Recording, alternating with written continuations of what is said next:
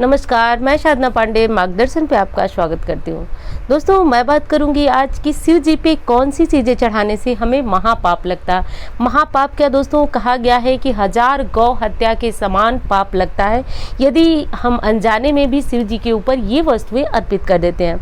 प्रायः मैं आपको हमेशा बताती हूँ शिव जी की पूजा विधि के बारे में, किस चीज़ से मनोकामना पूर्ण होती है, कैसे महादेव आप पे कृपा करते हैं। लेकिन ये बातें भी जानना बहुत ज़रूरी है कि कौन सी चीज़ें यदि हम अनजाने में भी चढ़ा देते हैं तो गौ हत्या के समान हमें पाप लगता है। आप सभी जानते हैं कि हिंदू धर्म में गौ हत्या से बड़ा गौ हत्या और ब्रह्म हत्या से बड़ा कोई पाप नहीं बताया गया है। अब ऐसा पाप यदि हम ये चीज़ें शिव जी पे अर्पित कर देते हैं तो हमें लगता है, तो इस बारे में आपको जानकारी जरूर होना चाहिए। दूसरी चीज़ की बहुत कोशिश करूंगी कि ये वीडियो मैं बहुत छोटे में ही करके आपको बता दूं, लेकिन आपसे बातें करते करते आपको बातें और अच्छी तरह से समझाने के चक्कर में वीडियो थोड़ी सी लंबी हो जाती है। चलिए, फिर भी मैं कोशिश करूंगी कि बहुत जल्दी और बहुत ही शीघ्र ही आपको सारी चीज़ें बहुत अच्छी तरह से बता सकूं।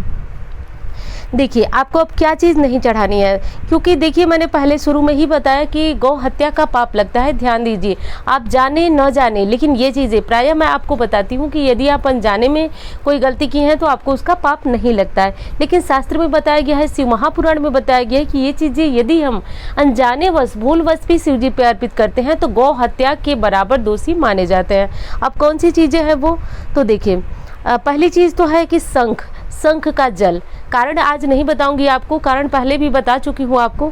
शंख का जल महादेव पे कभी नहीं चढ़ा जाता। बहुत सारे भाई बहन क्या करते हैं कि भगवान विष्णु का अभिषेक शंख के जल से करते हैं, उसी शंख के जल से महादेव को भी अभिषेक करते हैं, वो शुभ मानते हैं। लेकिन ऐसा नहीं है।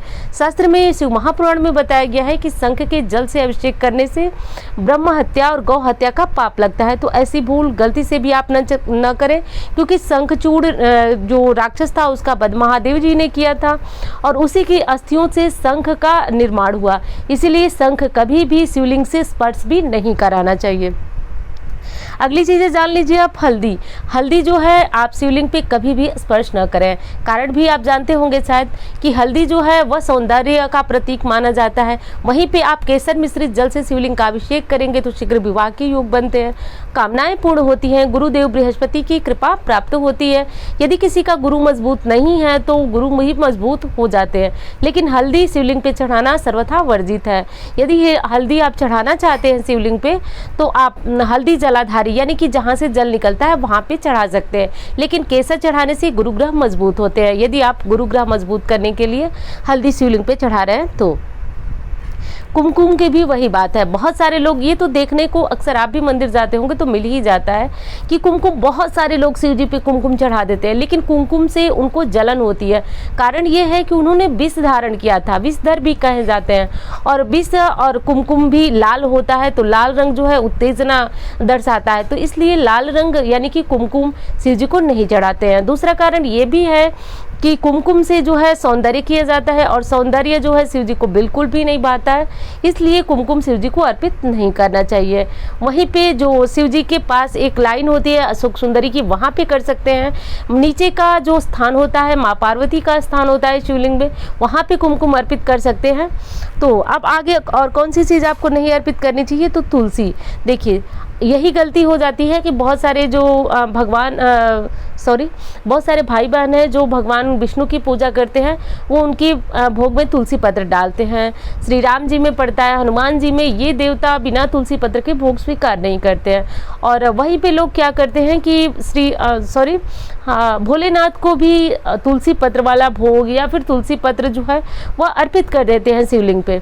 तो ऐसा बिल्कुल नहीं करना चाहिए, इससे हम पाप के भागी बनते हैं। क्योंकि तुलसी, जो कि मैंने बताया शंखचूड़, तुलसी के पति का वध भी भोलेनाथ ने किया था, और इसीलिए तुलसी को कभी भी भोलेनाथ के ऊपर, गणेश जी के ऊपर, लक्ष्मी जी को नहीं चढ़ाया जाता है। ये चीज़ें आपको ध्यान रखना चाहिए कि तुलसी पत्र जो है इन देवताओं के भोग में नहीं होना चाहिए।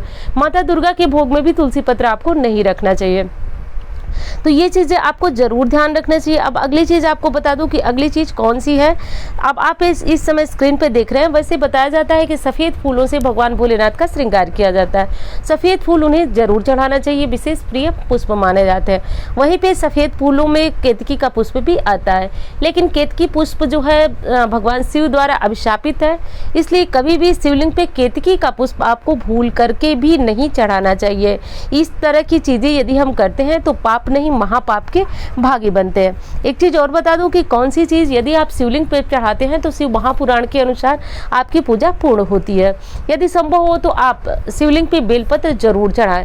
बेलपत्र नहीं चढ़ा सकते हैं, समी पत्र नहीं चढ़ा सकते, कभी कभी क्या होता है कि कोई चीज़ हमें मिल नहीं पाता है, तो ऐसी स्थिति में आप जब मंदिर से पूजा कर लें, सारी पूजा आपकी पूर्ण हो जाए, तो थोड़ा सा कपूर का टुकड़ा लेकर के और शिव जी का उससे आरती कर दे। आरती करने से आपकी पूजा जो है वह पूर्ण मानी जाती है। पूजा में जो भी आपने गलती किया, जो भी चढ़ाया, जो चीज़ें आपको प्राप्त नहीं हो सकी, तो सारी पूजा जो है वह मात्र कपूर से पूर्ण हो जाती है। शिव जी के संदर्भ में कहा भी जाता है कि वैसे तो लोग जानते हैं कि शिव जी भस्मधारी हैं तो उनका रंग सांवला होगा, लेकिन शास्त्र बताता है, शिव महापुराण में बताया गया है कि शिव जी सांवले रंग के नहीं वरन गौर वर्ण, कपूर के समान गौर वर्ण के थे। तो ये इसलिए भी ये पूजा में कपूर का इस्तेमाल जरूर करना चाहिए। प्राय लोग ये चीज़ें नहीं जानते हैं, लेकिन पूजा के बाद यदि आप कपूर दिखा करके आरती करते हैं कर्पूर गौरम से, तो आपकी पूजा पूर्ण होती है। पूजा में जो भी कमी थी, आपने जो चीज़ें नहीं इकट्ठी कर पाई, नहीं चढ़ा पाई, सब कुछ पूर्ण होता है, यानी पूर्णता दिलाता है कपूर। तो इसलिए कपूर से आरती करना न भूलें। उम्मीद करती हूँ जानकारी आपको बहुत पसंद आएगी। मिलती हूँ इसी तरह की वीडियो के साथ। धन्यवाद।